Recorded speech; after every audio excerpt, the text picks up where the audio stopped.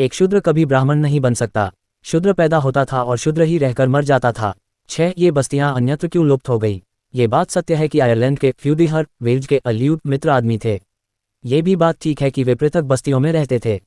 साथ ही यह भी सत्य है कि उन छिन्न भिन्न हुए लोगों की बस्तियां लुप्त हो गई और वे स्थिर रूप से बसी हुई जातियों के हिस्से बन गए और उन्हीं में घुल मिल गए। यह जरा अनोखी चीज़ है। अब तक जिस सिद्धांत का प्रतिपादन किया गया है उसके अनुसार उन लोगों को गांव के बाहर इसीलिए बसाया गया था क्योंकि वे मिन्न दल के और भिन्न रक्त के थे। तब कैसे ऐसा हुआ कि बाद में उन्हें जनजाति द्वारा समाविष्ट कर लिया गया? ऐसा भारत में क्यों नहीं हुआ? ये प्रश्न उठने स्वाभाविक है और वे उत्तर चाहते हैं। ये प्रश्न ठोस रूप से विकास की उस पद्धति से जुड़ा है जिससे गुजरकर प्रारंभिक समाज ने वर्तमान रूप धारण किया। जैसा पहले भी कहा गया है, यह विकास 2 दिशाओं में हुआ है। एक तो प्रारंभिक समाज का घुमंतु अवस्था को प्राप्त होना, दूसरे प्रारंभिक समाज की दलीय अवस्था से क्षेत्रगत अवस्था को प्राप्त होना।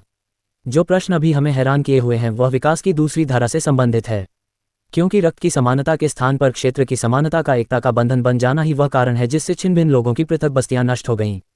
प्रारंभिक समाज ने रक्त की समानता के स्थान पर क्षेत्र की समानता को एकता का बंधन क्यों स्वीकार कर लिया? यह एक प्रश्न है जिसका कोई संतोषजनक उत्तर विद्यमान नहीं है। परिवर्तन का मूल कारण अज्ञात है। हाँ, ये स्पष्ट है कि यह परिवर्तन कैसे हुआ।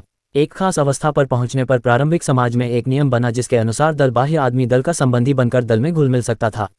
इस नियम को श्रेष्ठ बनने का नियम कहते थे। ये तरीका यही था कि यदि अछूत कौन और कैसे पीढ़ियों की निश्चित संख्या तक कोई दल बाह्य आदमी दल से सटा हुआ रहे अथवा दल में विवाह कर ले वह उनका संबंधी हो सकता है। श्री सिबोम ने वेल्ज की ग्राम पद्धति में एक दल बाह्य व्यक्ति के दल का सदस्य बन जाने के जो नियम थे इन्हें इस प्रकार दिया है।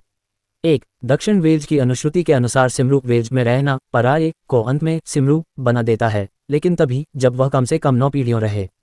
2. साइमरे के अनुसार पीढ़ी दर पीढ़ी अंतर विवाह होते रहने से चौथी पीढ़ी में एक पराये का वंशज सिमरू हो जाता है।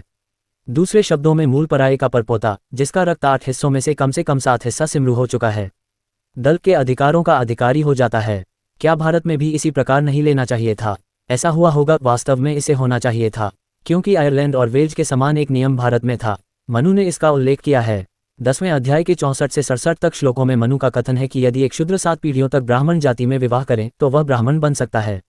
चातुर्वर्ण्य का सामान्य नियम था कि एक शूद्र कभी ब्राह्मण नहीं बन सकता।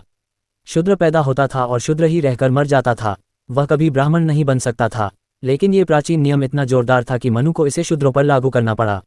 ये स्पष्ट है कि यदि यह नियम भारत में चालू रहता तो भारत के छिन्न भिन्न आदमी गांव की बस्तियों में घुल मिल जाते और उनकी पृथक बस्तियां न रहीं। ऐसा क्यों नहीं हुआ? इसका उत्तर यही है कि अछूतपन के विचार का पलड़ा भारी हो गया और इसने संबंधी तथा असंबंधी दलों और दल बाहर के भेद अर्थात छूत और अछूत के भेद को एक दूसरे रूप में स्थायी बना दिया। यह एक नई चीज आ गई जिसने आयरलैंड और वेल्ज का सागोल मेल भारत में नहीं दिया। इसका परिणाम ये हुआ कि आज हर गांव में एक पृथक बस्ती होना भारतीय गांव का एक आवश्यक अंग हो गया।